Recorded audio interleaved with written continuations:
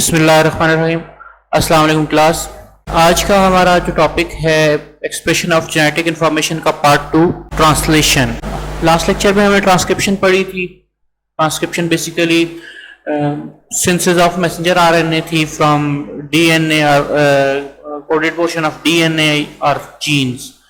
तो वो मैकेनिज्म हम उसका डिस्कस कर चुके हैं, वो किस तरह सिंथेसाइज होता है। मैसेंजर आरएनए की सिंथेसिस के बाद नेक्स्ट स्टेप प्रोटीन सिंथेसिस का जो है वो ट्रांसलेशन है, जिससे प्रोटीन मॉलिक्यूल जनरेट होता है फ्रॉम मैसेंजर आरएनए। तो उसको आज हम डिस्कस करेंगे। ट्रांसलेशन बेसिकली अगर उसको देखा जाए इंट्रोडक्शन में, is a process in which genetic code present in the messenger RNA molecule is decoded to produce a specific sequence of amino acid in a polypeptide chain। एक specific sequence जो किसी भी एक प्रोटीन की chain के अंदर amino acids का मौजूद होगा, जो इनिशियली पॉलीपेप्टाइड चेन की फॉर्म में जनरेट होता है, और उसकी सारी इंफॉर्मेशन मैसेंजर आरएनए कंटेन करता है, जो उसे डीएनए के पर्टिकुलर कोडिंग रीजन से मिली होती है, प्रोड्यूस हुई होती है, ट्रांसक्राइब हुई होती है। तो फ्रॉम मैसेंजर आरएनए इंफॉर्मेशन का कोड डीकोड होना और एक स्पेसिफिक टाइप के अमीनो एसिड का सीक्वेंस जनरेट होना in the form of polypeptide chain, ये ट्रांसलेशन कहलाती है। Simply translation is a process of protein synthesis from messenger RNA. तो कंपोनेंट्स ऑफ प्रोटीन सिंथेसिस कौन कौन से हैं उसमें अगर देखे जाए तो प्रोटीन सिंथेसिस के मेन कंपोनेंट्स में जो है सबसे पहले डीएनए का पार्ट है, जो हम पहले पढ़ चुके हैं ट्रांसक्रिप्शन में। और इससे ट्रांसक्रिप्शन के प्रोसेस में डीएनए से डिफरेंट टाइप के आरएनएस प्रोड्यूस होते हैं। वो 3 डिफरेंट टाइप के आरएनएस रिक्वायर है फॉर द प्रोटीन सिंथेसिस। उसमें एक मैसेंजर आरएनए है, सबसे मेजर जो पोर्शन है, सबसे बड़ा जो आरएनए का मॉलिक्यूल होगा वो मैसेंजर आरएनए होगा।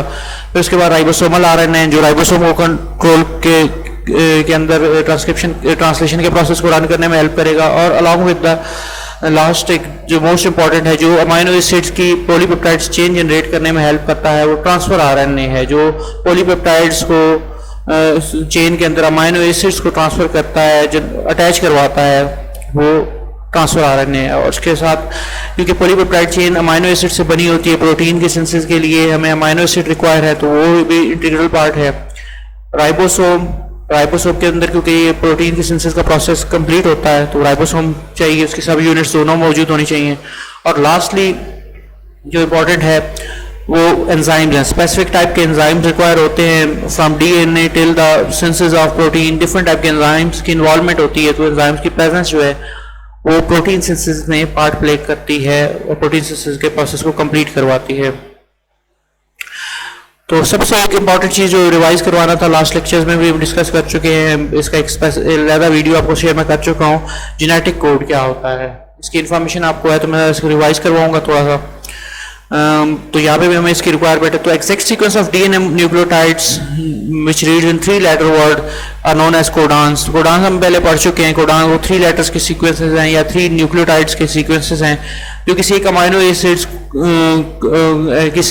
को रिप्रेजेंट करते हैं, जो किसी प्रोटीन सिंथेसिस के प्रोसेस में अमीनो एसिड के सीक्वेंस में अटैचमेंट के लिए किसी एक पर्टिकुलर टाइप के अमीनो एसिड को रिप्रेजेंट करने के लिए मौजूद होते हैं। और ये डीएनए से में मौजूद होगा न्यूक्लियोटाइड का सीक्वेंस, जो नेक्स्ट ट्रांसफर होता है मैसेंजर आरएनए में। तो अगर आरएनए के हिसाब से इसकी डेफिनेशन देखी जाए तो सेट ऑफ रूल्स है, इंफॉर्मेशन जिसके अंदर मौजूद होगी जेनेटिक मटेरियल की डीएनए या आरएनए सीक्वेंस में, which is translated into protein in living organism. Proteins में वो जो ट्रांसलेट होने वाला जो इसमें इंफॉर्मेशन है, उसे हम जेनेटिक कोड कहेंगे। ये जर्नल इसकी एक डिस्क्रिप्शन है। डीएनए मॉलिक्यूल, उसके अंदर गुआनिन, एडेनिन, गुआनिन का एक सीक्वेंस मौजूद है, तो वो ट्रांसक्राइब होके आरएनए में जब आता है तो गुआनिन, एडेनिन, गुआनिन का सीक्वेंस के तौर पे वो होता है। तो एक कोडान है, ये कोडान एक टाइप की अमीनो एसिड को अटैच करवाता है। और सेकेंडली ये डिफरेंट टाइप के अमीनो एसिड्स हैं, जो डिफरेंट कोडान्स उन्हें रिप्रेजेंट करते हैं। टोटल हमने पढ़े थे कि 64 कोडान है, जिनमें से 4 जो हैं वो सिग्नल कोडान है, बाकी 60 जो हैं वो अमीनो एसिड अटैच करवाने में हेल्प करते हैं। और एक 61 जो स्टार्ट कोडान है, वो भी एज अमीनो एसिड के तौर पे वर्क करता है।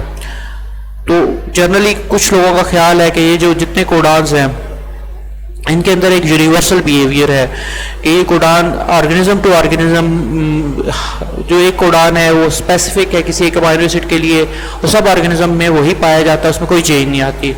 काफ़ी हद तक 99% तक ये बातें, ये रूल्स जो हैं ये लागू होता है और ये universality of genetic code confirm होती है। लेकिन कुछ एक्सेप्शंस ऐसी भी मौजूद हैं जो बताती हैं कि जेनेटिक कोड का रूल जो है ये स्पेसिफिक नहीं है। ऑलमोस्ट जेनेटिक कोड जो है वो सारे के सारे यूनिवर्सल है, लेकिन कम्प्लीटली वो यूनिवर्सल नहीं है। कुछ ऐसे उसमें मौजूद है जो डिफरेंट तरह से बिहेव करते हैं, कुछ ऑर्गेनिज्म टू ऑर्गेनिज्म वेरी करते हैं, even with in a single organism भी उनमें वेरिएशन आ जाती है, जिस वजह से उस कोडान की यूनिवर्सलिटी नहीं है, वो यूनिवर्सल नहीं है। मोस्टली इन कोडान में से जो कोडान चेंज होते हैं, अल्टर हो जाते हैं, चेंज कर लेते हैं, वो एग्जैक्टली ऑर्गेनिज्म में वैसा बिहेव नहीं करते जैसे सब ऑर्गेनिज्म में, बाकी सब ऑर्गेनिज्म में कर रहे हैं। वो मोस्टली उनमें ज़्यादा जो चेंजेस आती है वो टर्मिनेशन कोडान्स के अंदर आती है। जैसे अभी आपको एक एग्जाम्पल के तौर पे टेबल शो होगा, यहाँ पे आपको नज़र आ रहा होगा बैक्टीरियल डीएनए जो है इसमें यूजीए जो एक स्टॉप कोडान के तौर पे वर्क करता है, और ये यूनिवर्सल कोडान है। Most of the bacterial species are within the same genome of the bacteria. जो है प्लाज्मा जो बैक्टीरिया है उसके अंदर ये स्टॉप कोडान के तौर पर वर्क करता है। लेकिन कभी कभी ये वाला जो यूजीए यूरासिल गुआनिन एडेनिन का एक कोडान है, ये अल्टरनेटिव वे से बिहेव करता है और ट्रिप्टोफान जो है अमाइनो एसिड उसको अटैच करवाने में अपना एज अ फंक्शन परफॉर्म कर देता है। इसी तरह ह्यूमंस की अगर बात की जाए तो यहाँ uracil guanine adenine stop codon है, और ये भी कभी कभी माइटोकॉन्ड्रियल डीएनए के अंदर कभी कभी ये भी ट्रिप्टोफान अमाइनो एसिड उसकी अटैचमेंट क्रिएट कर देता है। अगर हम प्लांट्स की अगर के बारे में बात करें तो प्लांट्स के माइटोकॉन्ड्रियल डीएनए जो है उनसे प्रोड्यूस होने वाले जो एक्स्ट्रा कोडान है साइटोसिन गुआनिन का, ये यूनिवर्सली मोस्टली प्लांट्स के अंदर आर्जिनिन अमाइनो एसिड को अटैच करवाता है। लेकिन समटाइम ये अल्टरनेट बिहेवियर में ट्रिप्टोफान को अटैच करवाता है। और इस तरह डिफरेंट और ऑर्गेनिजम्स के अंदर यहाँ पे इंफॉर्मेशन मौजूद है जो डिफरेंट तरह से बिहेव करते हैं, और ये डिफरेंट बिहेव करना कुछ एक्सेप्शनल जो कोडान्स हैं वो उसको 100% जेनेटिक कोडान को यूनिवर्सलिटी नहीं प्रोवाइड करता, लेकिन almost all the codons are universal. लेकिन उनमें से कुछ एक्सेप्शन ये जो हैं जो इस तरह का बिहेव करते हैं जिस वजह से वो 100% यूनिवर्सलिटी नहीं रखते। तो next mechanism of protein synthesis, ये क्या होता है? प्रोटीन सिंथेसिस का मैकेनिज्म किस तरह जब गवर्न होता है और उसमें क्या क्या फंक्शन परफॉर्म होते हैं। Protein synthesis can be conventionally divided into 4 stages. 4 different इसके stages हैं. First one most important, transfer RNA charging. Transfer RNA charging. Second one initiation of the polypeptide chain, उसकी generation synthesis start होगी. फिर elongation का process है third one, and last one जब generate हो जाती है पूरी की पूरी polypeptide chain तो टर्मिनेशन होती है और वहाँ पे चेन एंड हो जाती है। तो ये सारे प्रोसेस कैसे होते हैं, किस तरह गवर्न होते हैं, इन सब को वन बाय वन मैं आपसे डिस्कस करता हूँ। तो फर्स्ट वन है transfer RNA charging. Transfer RNA charging क्या होती है? Basically binding of transfer RNA molecule to their appropriate amino acid is called transfer RNA charging. Transfer RNA के ऊपर अमाइनो एसिड हर वक्त अटैच नहीं रहते, तो उन विदाउट अमाइनो एसिड जो ट्रांसफर आरएनए होते हैं वो अनचार्ज कहलाते हैं। उनका फंक्शन ट्रांसलेशन में नहीं हो सकता अनलेस कि उनके साथ अमाइनो एसिड जो उनका रिक्वायर्ड है वो अटैच हो जाए।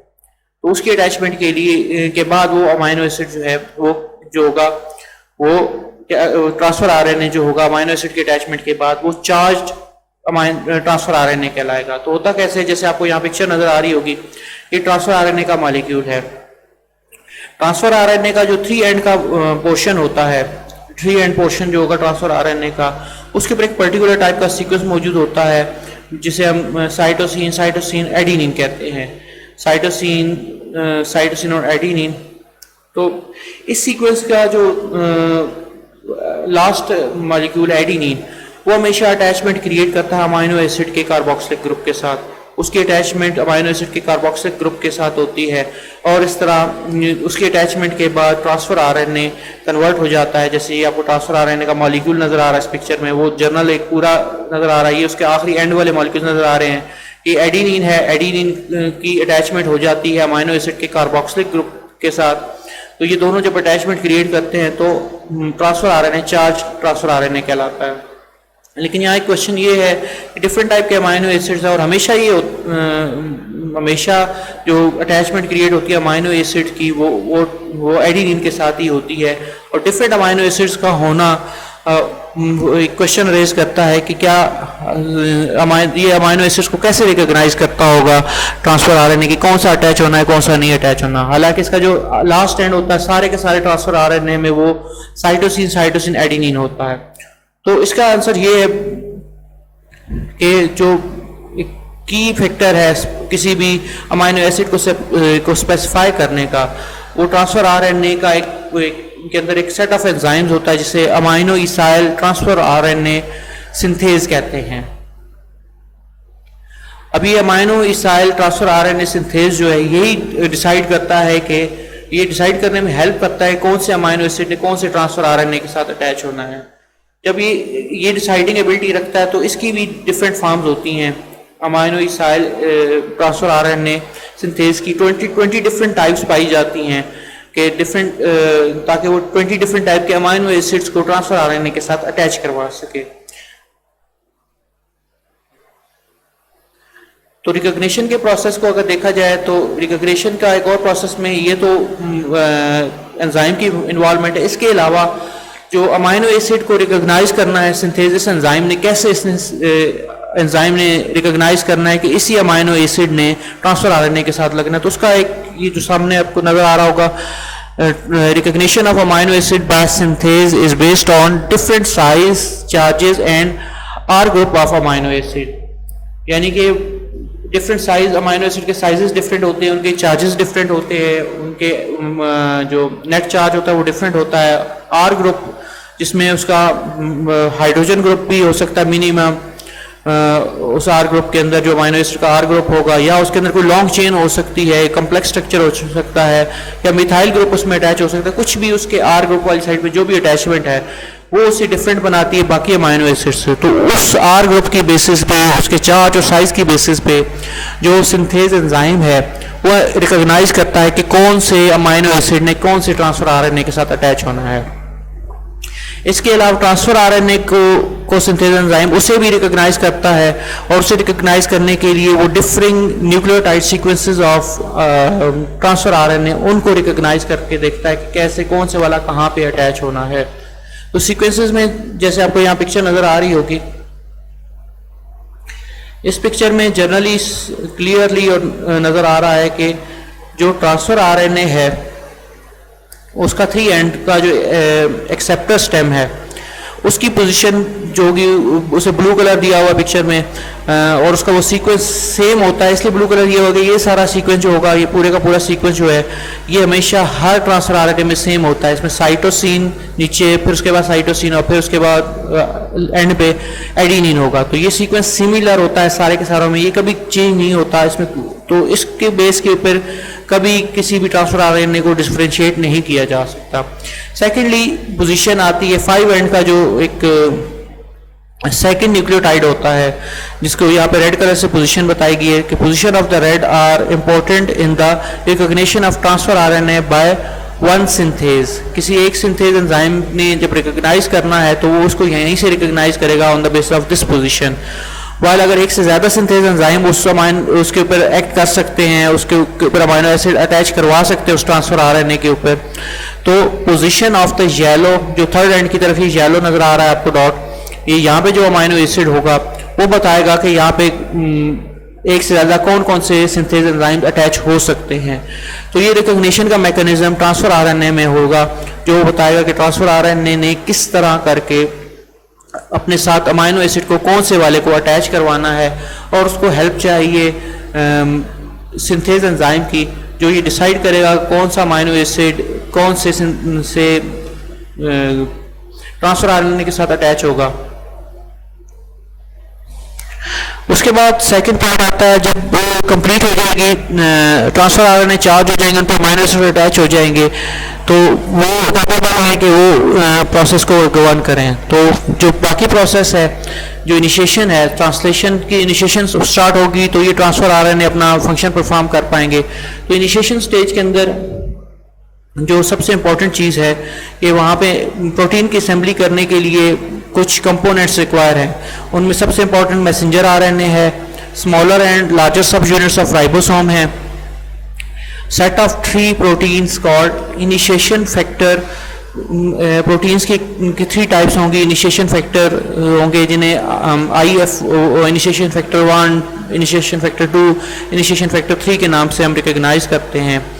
और फोर्थ इसमें इनिशिएटर होगा transfer RNA with N formyl methionine जो होगा उसमें अटैच होगा फर्स्ट ट्रांसफर आरएनए जो इनिशिएशन को स्टार्ट करवाता है। और lastly guanosine triphosphate source of energy के तौर पर वर्क करता है अटैचमेंट में, ये कम्प्लेक्स बनाने में, इनिशिएशन कम्प्लेक्स में पार्ट प्ले करता है। तो ये कंपोनेंट्स रिक्वायर है फॉर द इनिशिएशन प्रोसेस। अब इनिशिएशन होती कैसे है, उसके स्टेप्स क्या हैं?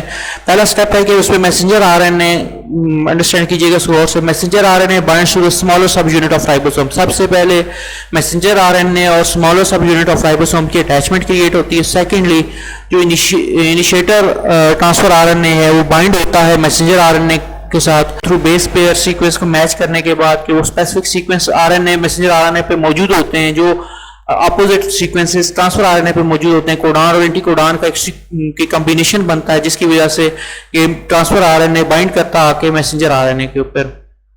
और थर्ड वन लार्जर सब यूनिट्स एंड में ज्वाइन करती है और इनिशिएशन कम्प्लेक्स को कंप्लीट करवाती है। ये प्रोसेस पूरा जो होता है इसको पिक्टोरियली मैं आपको अभी डिस्क्राइब करूंगा, जैसे आपको ये पूरा फ्लो चार्ट नजर आ रहा है, इसको अगर जूम फॉर्म में देखा जाए तो सबसे पहला स्टेप है कि लार्जर सब यूनिट्स और स्मॉलर सब यूनिट्स ऑफ राइबोसोम वो हमेशा एक दूसरे के साथ, जैसे यहाँ लिखा हुआ है कि अटैच होती हैं। The ribosome consist of 2 subunits which are normally joint, हमेशा ज्वाइन रहती हैं, लेकिन इनको सेपरेशन होगी तो इनके अंदर राइबोसोम अटैच होगा। स्मॉलर सब यूनिट सेपरेट होगी तो फर्स्ट स्टेप कंप्लीट होगा जिसमें मैसेंजर आरएनए आके अटैच होगा। तो सबसे पहला फंक्शन ये होता है कि जो इनिशिएशन फैक्टर है 3 है वो बाइंड करता है स्मॉलर सब यूनिट्स के साथ। जैसे ही वो स्मॉलर सब यूनिट्स से बाइंड करता है तो उसकी लार्जर सब यूनिट्स के साथ बाइंडिंग को वो ख़त्म कर देता है, डिटैच करवा देता है, प्रिवेंट कर देता है ताकि वो लार्जर सब यूनिट से अटैच ना रहे। अब स्मॉलर सब यूनिट सेपरेट होने की वजह से वो अलाउ करती है मैसेंजर आरएनए को कि वो उसके साथ आके अटैच हो जाए सब यूनिट्स के साथ। तो उसके लिए प्रोसेस में सबसे इंपॉर्टेंट चीज़ है कि जो लार्जर सब यूनिट्स है और स्मॉलर सब यूनिट्स के दरमियान जो बाइंडिंग है उसको ब्रेक किया जाए। उसको ब्रेक करने के लिए स्मॉलर सब यूनिट्स के साथ जो इनिशिएशन फैक्टर 3 है वो अटैच होता है, उसकी अटैचमेंट इंश्योर करती है उनकी सेपरेशन को। उस सेपरेशन का फायदा उठाते हुए मैसेंजर आरएनए को मौका मिलता है वो अटैचमेंट क्रिएट करता है। तो नेक्स्ट आगे देखा जाए अगर तो जब वो बाइंड हो जाते हैं मैसेंजर आरएनए अटैच हो जाता है उसके साथ। मैसेंजर आरएनए की अटैचमेंट के बाद जो इनिशिएशन फैक्टर, उसके बाद जब अटैचमेंट साइट राइबोसोम और मैसेंजर आरएनए कंप्लीट हो जाती है तो इसमें एक और इंपॉर्टेंट चीज़ यहाँ पर नजर आ रहा है शाइन डलगार्नो सीक्वेंस। एक पर्टिकुलर टाइप का सीक्वेंस होता है, ये बैक्टीरिया मैसेंजर आरएनएज हैं उनके अंदर अटैचमेंट साइट प्रोवाइड करता है, राइबोसोम के साथ बाइंड करने में हेल्प करवाता है। और हमेशा ये 8 बेस पेयर्स अपस्ट्रीम में मौजूद होता है, 8 बेस पेयर्स अवे होता है स्टार्ट कोडान से। जैसे आपको ये AUG नजर आ रहा है, AUG से 8 बेस पेयर अवे एक सीक्वेंस मौजूद होता है जो अटैचमेंट के लिए हेल्प करता है। ओके, इसके बाद ये होगा कि नेक्स्ट जब ये आपस में अटैच हो जाएंगे तो ट्रांसफर आरएनए जो है वो यहाँ पे अटैचमेंट के लिए आएगा। Transfer RNA charge transfer RNA which contain N formyl methionine, ठीक है, और उसके साथ इनिशिएशन फैक्टर 2 अटैच होके प्लस GTP अटैच होके कम्प्लेक्स बनाएंगे। इनके कम्प्लेक्स के साथ वो आके अटैच हो जाएगा क्योंकि ये जो फॉर्माइल मिथायोनीन ये फर्स्ट अटैचमेंट साइट प्रोवाइड करता है, फर्स्ट अमीनो एसिड के तौर पर वर्क करता है। तो ये जैसे ही अटैच होगा स्टार्ट कोडान के ऊपर आके तो यहाँ पे इनकी अटैचमेंट कंप्लीट हो जाएगी ट्रांसफर आरएनए की बाइंडिंग और इनिशिएशन ऑफ कोडान, और यहाँ से इनिशिएशन स्टार्ट हो जाएगी, चेन यहाँ से स्टार्ट सिंथेसाइज होना स्टार्ट हो जाएगी। और साथ ही उस वक्त जो होगा, जो उसमें इनिशिएशन फैक्टर ज्वाइन करेगा स्मॉलर सब यूनिट को after attachment of transfer RNA.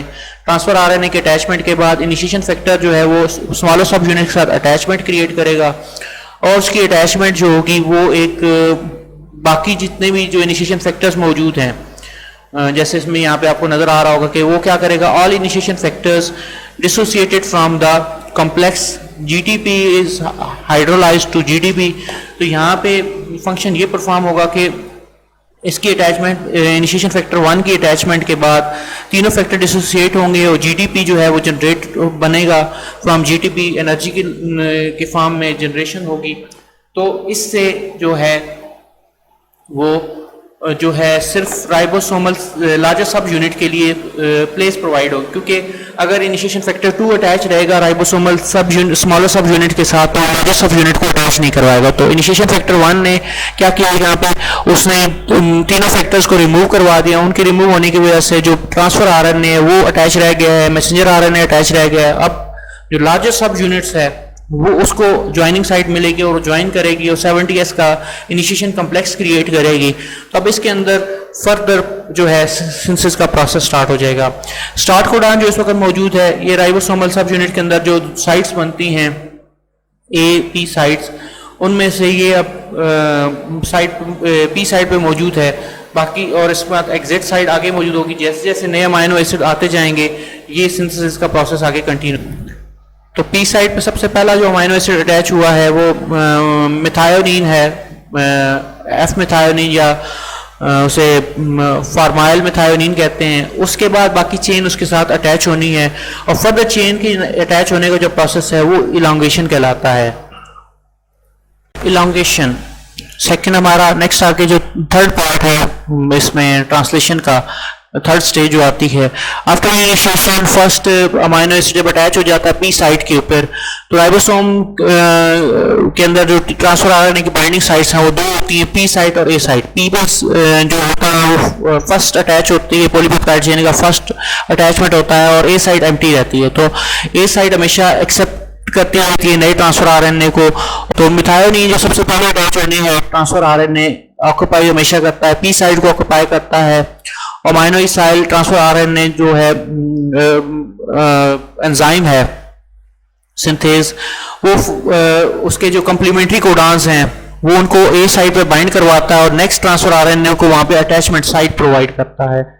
अब नए ट्रांसफर आरएनए ए साइट पे आते जाएंगे और वहां पे अटैचमेंट होती जाएगी। अगर पिक्चर से अच्छी तरह क्लियर होगा, जैसे आपको ये नजर आ रहा है, तो पी साइड पे सबसे पहला जो अमाइनो एसिड लगता है मिथायोनिन है, वो अटैच होता है during the initiation process. Initiation process में वो अटैच होने के बाद इलांगेशन का जब प्रोसेस स्टार्ट होता है तो नेक्स्ट अमाइनो एसिड आता है, वो ए साइड क्योंकि एम्प्टी होती है वहां पे आकर अटैच होता है। ए साइड के ऊपर और पी साइड उस वक्त जब इकट्ठी ऑक्यूपाई होती हैं तो दोनों के अमाइनो एसिड के दरमियान पॉलीपेप्टाइड चेन जनरेट होती है। तो फर्स्ट स्टेप ये है जिसमें पी साइट इनिशिएशन के बाद अटैच ऑलरेडी अटैच थी, लेकिन ए साइट के ऊपर आके अटैचमेंट क्रिएट कर रहा है न्यू अमाइनो एसिड जो सीक्वेंस में जो इस मैसेंजर आरएनए के ऊपर, जो मैसेंजर आरएनए के नेक्स्ट कोडान, ये 3 कोडान जो नजर आ रहे हैं इनमें जो कोडान मौजूद है उस कोडान को अटैच करने के लिए नया अमाइनो एसिड आ रहा है। जब ये दोनों इस साइड पे P and A side occupy हो जाती हैं तो पी साइड वाले amino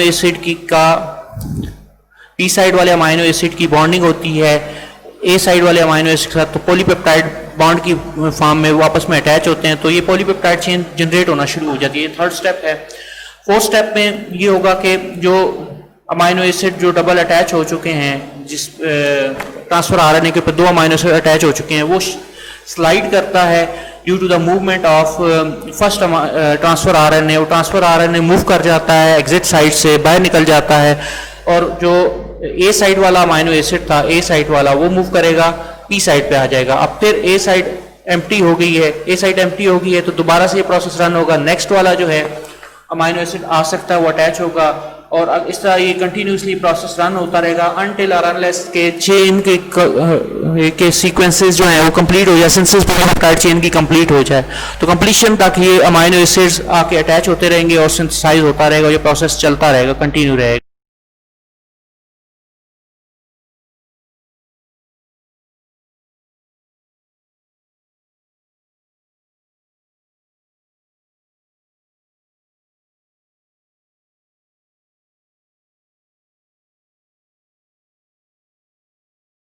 last and the important step जो है ट्रांसलेशन का वो टर्मिनेशन है। जब चेन सिंथेसाइज होना शुरू हो गई है, वो इलांगेट हो रही है, और अनलेस कि उसका टर्मिनेशन कोडान जो है वो आ जाए, स्टॉप कोडान आ जाए, तो उस वक्त तक मैसेंजर आरएनए की जो इलांगेशन है, मैसेंजर आरएनए से पॉलीपेप्टाइड चेन की जो इलांगेशन है वो कंटिन्यू रहेगी। जैसे ही टर्मिनेशन कोडान आएगा, वहां पे चेन की सिंथेसिस स्टॉप हो जाती है, पॉलीपेप्टाइड चेन फर्दर उसमें कोई अमाइनो एसिड अटैच नहीं हो सकता, और उसे टर्मिनेशन कहते हैं, इस प्रोसेस को टर्मिनेशन कहते हैं। और सिंथेसिस स्टॉप होती है जब होने का प्रोसेस तभी आता है जब जो राइबोसोम के अंदर ए साइट है, ए साइट ऑफ द राइबोसोम, वहां पे जो स्टॉप कोडान आ जाए, वो स्टॉप कोडान इलांगेशन को स्टॉप उसी वक्त करेगा। पी साइड पे नहीं आता ये टर्मिनेटेड कोडान, ये हमेशा ए साइड पे आता है, और ए साइड पे जब आता है तो यहाँ पे ये फर्दर चेन कंटिन्यू नहीं हो पाती, और ये इसकी जो पॉलीपेप्टाइड चेन की सिंथेसिस स्टॉप हो जाती है। तो जिस तरह इनिशिएशन के लिए फैक्टर्स रिक्वायर थे, 3 तरह की फैक्टर प्रोटीन रिक्वायर थी, तो टर्मिनेशन के लिए भी 3 फैक्टर प्रोटीन रिक्वायर होती हैं, जिसे R factor 1, R factor 2, R factor 3, ये फैक्टर प्रोटीन जो है ये चेन टर्मिनेटिंग प्रोटीन के तौर पे वर्क करती हैं। रिलीज फैक्टर भी इन्हें कह सकते हैं। आर फैक्टर से मुराद ये होगी कि रिलीज फैक्टर, ये एक रिलीज करवा देते हैं पॉलीपेप्टाइड चेन को फ्रॉम राइबोसोम, और साथ ही मैसेंजर आरएनए भी रिलीज हो जाता है। तो मैसेंजर आरएनए और राइबोस चेन की टर्मिनेशन दोनों को ठीक प्रोसेस है। जैसे ही मैसेंजर आरएनए रिमूव होगा तो चेन की जो टर्मिनेशन है वो भी हो जाएगी। तो इसके लिए रिलीज फैक्टर जो है वो रिलीज फैक्टर 1, 2 एंड 3 अपना पार्ट प्ले करते हैं। और रिलीज होने के बाद राइबोसोम जो है, जैसे उसमें ये मैसेंजर आ रहे हैं, पॉलीपेप्टाइड चेन है, ये एक्सरसाइज से निकल जाएंगे, तो राइबोसोम दोबारा से स्मॉलर सब यूनिट और लार्जर सब यूनिट्स दोबारा से एक दूसरे के साथ अटैच हो जाएंगी। तो हमेशा जो पॉलीपेप्टाइड सिंथेसाइज होती है वो स्मॉलर सब यूनिट के ऊपर लार्जर सब यूनिट जो होती है, लार्जर सब यूनिट्स में से वो इमर्ज करती है, क्योंकि वो साइट्स लार्जर सब यूनिट्स में मौजूद होती हैं। ओके, यहाँ तक हमारा आज का लेक्चर था। बाकी जो क्वेश्चन है आप कर सकते हैं, इंशाल्लाह उनकी डिस्कशन कंप्लीट कर लेंगे। तब तक अल्लाह हाफिज़, फी अमान अल्लाह।